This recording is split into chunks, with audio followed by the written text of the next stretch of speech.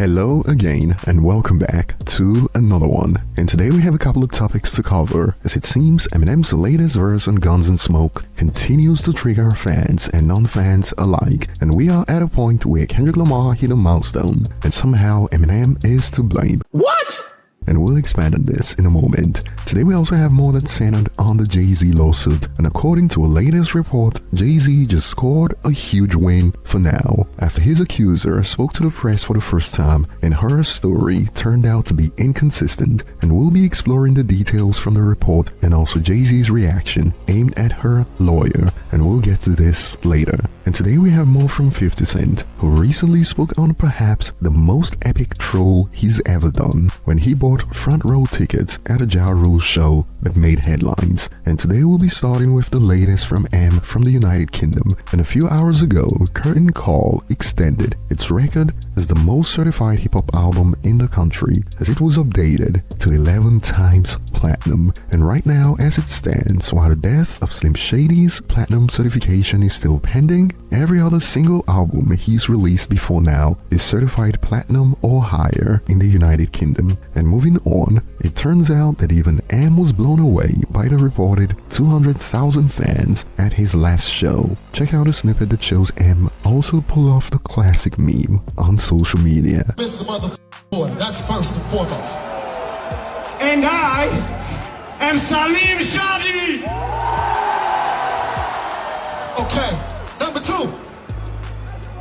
Mr. Porter, this is. Look at how long this fucking crowd goes for. This might be the biggest shit I've ever seen. I think it is. This shit is crazy, bro. Hold on. The y'all doing over on this side? Make some noise. Hold on, bro. Cause I was gonna say over here, I feel like they louder over here. I don't know.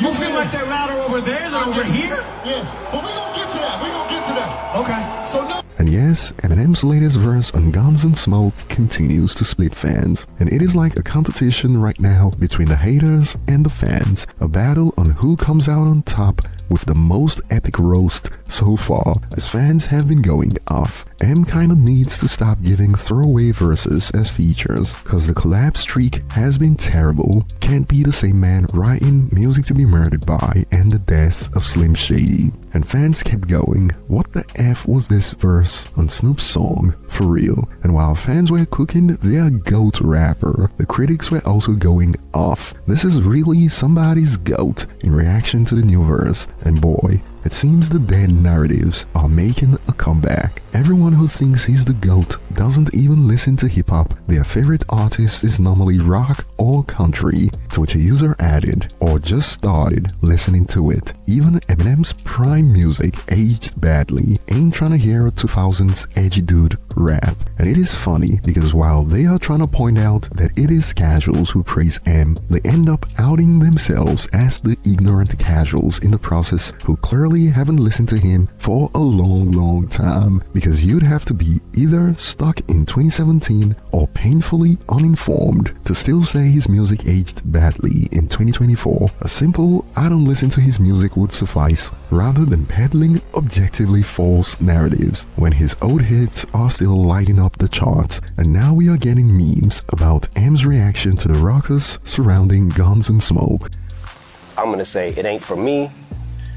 I'm not crazy about it, whatever. But to be the worst song you've ever heard in your life, have you listened to your own shit? Do you not listen back? Because if that's the worst song you've ever heard in your life, I don't know. And if you remember, in the last video, we covered the story that Kendrick Lamar surpassed M for monthly listeners on Spotify. And somehow, this Kendrick milestone ended up leading to an Eminem roasting session. Check this out. Eminem having the most monthly listeners should let you know that none of these metrics matter in the slightest bit. Now, this was reportedly coming from a Drake and Lil Yachty fan. This salt cost 30 times the price of table salt. It is mined by hand from the tears of the salty. So Kendrick cooked up Drake in a battle, and the anger is misdirected at M, and this sparked reactions like, you dudes really weird as F, and I hate most of y'all. Being a weird hater just ain't the look you dudes think it is. The hate is so out of place, you'd struggle to understand the logic behind it. A Drake fan mad at M after Kendrick becomes the #1 for monthly listeners on Spotify. And we even got some El Jamar math at play here. His monthly listeners are not of this culture. 95% of them only like him. Now, this is obviously El Jamar math because the 95% figure was 100% pulled out of their rear end. 0% objectivity, 100% emotion and hatred. Classic El Jamar math. But on a serious note, was Gunz and Smoke that bad? And moving on, we got to hear from 50 Cent about the Ja Rule classic troll moment from a few years back. Check out a snippet from Big Boy TV. Did you really buy Ja Rule's tickets, like seats at his concert? Man. You did? They were cheap tickets.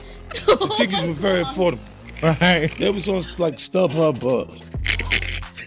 Yeah, I bought the first 4 rows. How many did you buy? If you say you bought the first 4 rows, is that a couple hundred? Yeah, it was cheap though. It was cheap tickets, so it was something to do. Like if you don't look at me like that, man. All right, man. We done it for years. It's just I looked at it. I said, "Yo, this is the." I just want you to feel like you gotta reach the people. There's like 4 or 5 rows back. What is this?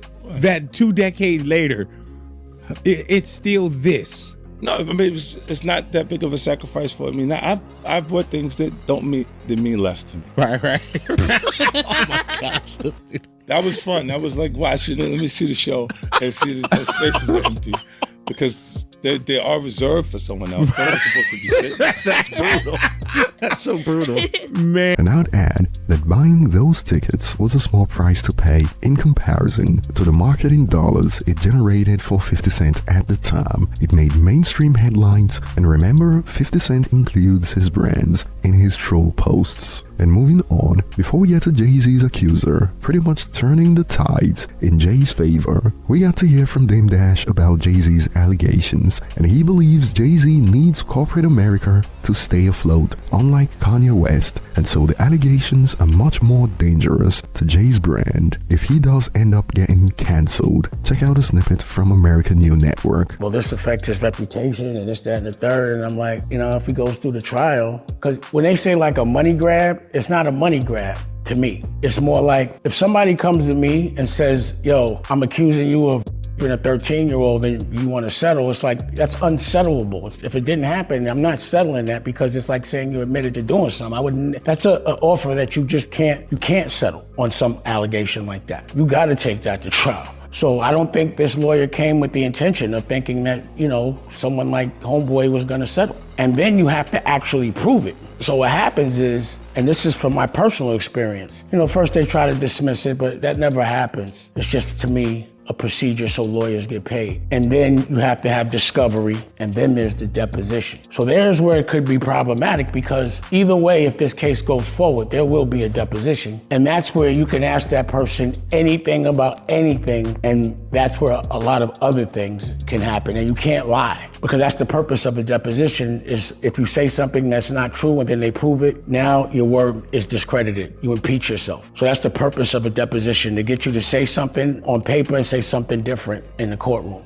So for me personally, I've gone through that where I've been accused and then go through a whole trial, and in the trial it just doesn't stand up. It falls apart. That he's really tied into corporate. So if corporate shuts his life, like, he really has the ability to be canceled. I don't think it would be as easy for him to go independent and sell product on his own, like Kanye's had to go do. His stuff has always been corporately funded, and those are the people that put him on a pedestal. So I was like, now I'm gonna see how much they really support him. And if they're gonna treat him like they treat every other person, I wonder what's the NFL gonna do now. If they don't do nothing, then I'm like, yo, he with them. He got people with him. But I would think that the reason why he has to now speak is because all that corporate shit must be in jeopardy. It just has to be based on the algorithm. And then I wonder how objective certain platforms are gonna be, the ones that have been holding him down every single second for the last 30 years. What their perspective is on it, will they be objective? Because I know how I was treated. But what I can say is this, when I went through it, the scrutiny was nothing like this. The way way they're breaking it down on TikTok and on social media and how they're talking about it in pop culture, I've never had to sustain that. And while Dame Dash was getting cooked for talking about Jay-Z,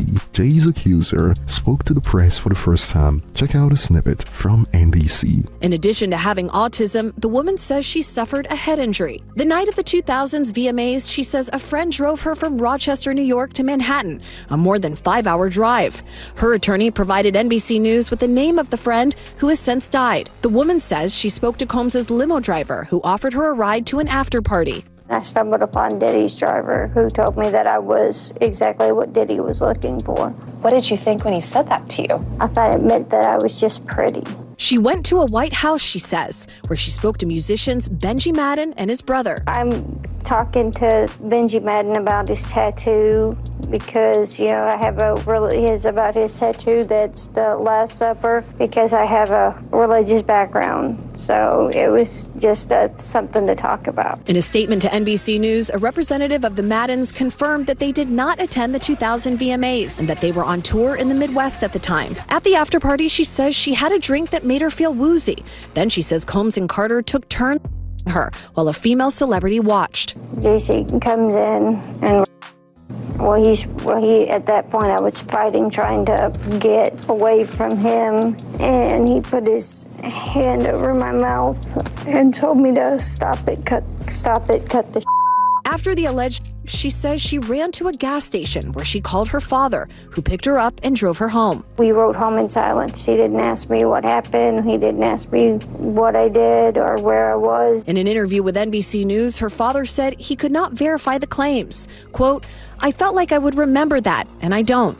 I have a lot going on, but I mean, that's something that would definitely stick in my mind, he said. When we asked the woman about the contradictions in a phone interview on Friday, she said that she stands by her statement. Now, the accuser reportedly admitted that there are several inconsistencies in her recollection of the alleged incident, and Jay-Z issued a statement over this aimed at her lawyer, Tony Busby. This incident didn't happen, and yet Busby, filed it in court and doubled down in the press. He said, "True justice is coming. We fight from victory, not for victory. This was over before it began. This 1-800 lawyer doesn't realize it yet, but soon." And while some have jumped to conclusions like, "Y'all owe Jay-Z an apology," perhaps this user missed the part that she says she stands by her allegations against Jay-Z, clearly showing that it is far from over, and some others have expanded. If she was drugged, she's gonna have inconsistencies, which is sad, because if he's guilty, then the technicality is he'll still get away with it, because that's why they drug women. But what are your thoughts? Tell us below. Thanks for watching, and see you on the next one.